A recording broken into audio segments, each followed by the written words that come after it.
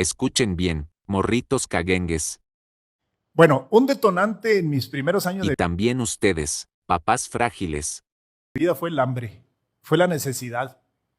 Y es hambre en varios aspectos, porque era hambre también de reconocimiento, de afiliación, de pertenencia, de trascendencia, pero había hambre primaria también. Si yo no vendía muchos pollos, seguramente iba a trabajar en la obra, porque lo que sabía hacer en el campo no aplica en la ciudad. Tendría que trabajar nuevamente de jardinero, de velador, de jinete, de vaquero, o haciendo zanjas aquí en alguna calle de Chihuahua.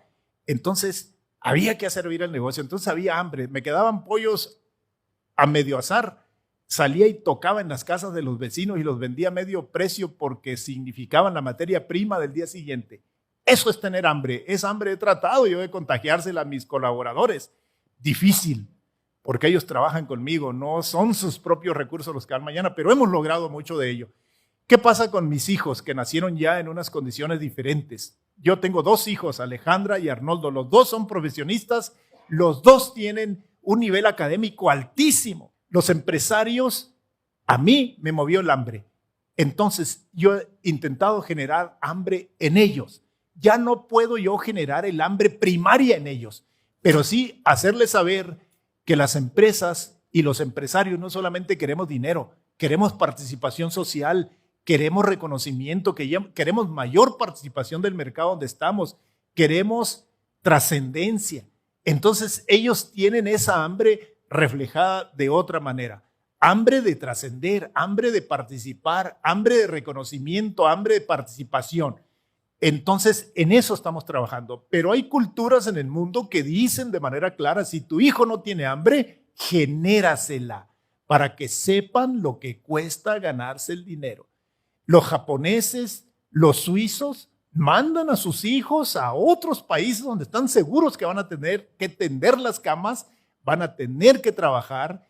Entonces, si tu hijo no tiene hambre, genérasela, porque el hambre es necesaria, lo mismo que el miedo. Muchas veces me han dicho jóvenes emprendedores, oiga, don Arnoldo, pero yo tengo miedo. Si no tuvieras miedo, no emprendas, muchacho, porque el miedo es el que te hace levantarte, el miedo es el que te hace responsabilizarte, el que te da la constancia. El miedo es necesario también, el hambre es necesaria también, ¿no? Entonces, hay que generar el hambre, en este caso, que a mí me ocupa en los términos que me he referido, pero también habrá quien no tiene esta posición cómoda y tendrá que mostrar el camino, cómo dejar esto atrás. Por eso uno de los grandes valores que tienen esta vida difícil y este origen difícil que yo he tenido es que si yo lo puedo hacer, lo pueden hacer muchos, muchos. Inclusive, cuando estoy en una conferencia, mi primer preocupación es no dar una recomendación que no esté al alcance del que la está escuchando. Si yo digo que hagan un aeropuerto en el mar, en el tecnológico de Oaxaca, que me bajen a tomatazos y ando diciendo eso, de verdad, porque mi primer preocupación es decirle al que escucha cosas que estén a su alcance, porque finalmente es mucha actitud, es mucha disciplina. En términos de dinero, la gente piensa que el dinero es la solución. Muchos en una sociedad mercantilista y consumista como esta en la que vivimos piensan que la solución es el dinero. El dinero es una parte, la otra es disciplina. Mira, tan solo esto, el dinero se consigue cuando no se necesita. Ser honrado es buen negocio. Los lujos son de contados, si no, no son lujos, muchacho.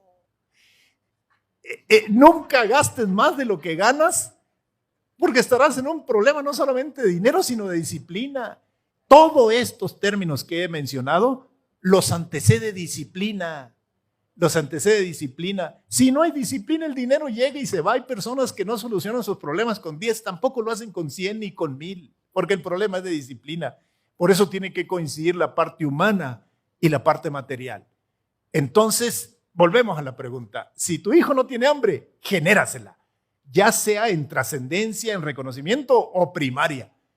Y a mí lo que me sobró en el inicio fue hambre. Hambre de chocomil, hambre de quesadillas, pero llegó un momento que tuve necesidad de otras cosas. Por eso yo también digo, el lujo es una necesidad que comienza cuando termina la necesidad. Ya llegué a un punto, ahora quiero llegar al otro.